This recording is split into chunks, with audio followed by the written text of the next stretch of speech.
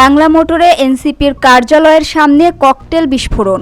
রাজধানীর বাংলা মোটরে জাতীয় নাগরিক পার্টির প্রধান কার্যালয়ের সামনে ককটেল বিস্ফোরণের ঘটনা ঘটেছে। শুক্রবার দিবাগত রাতে রূপায়ণ সেন্টারের সামনের সড়কে এ বিস্ফোরণ ঘটে। পুলিশ জানিয়েছে, ঘটনায় কোনো হতাহতের খবর পাওয়া যায়নি। বিস্ফোরণের সময় কর্তব্যরত পুলিশ সদস্যরা ঘটনাস্থলে উপস্থিত ছিলেন।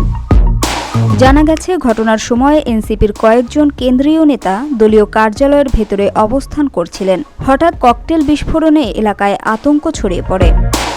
15 আগস্টকে কেন্দ্র করে রাজধানীর বিভিন্ন এলাকায় আইনশৃঙ্খলা রক্ষাকারী বাহিনী সতর্ক অবস্থানে ছিল। তারই মধ্যে রাতের অন্ধকারে এ বিস্ফোরণের ঘটনা ঘটে।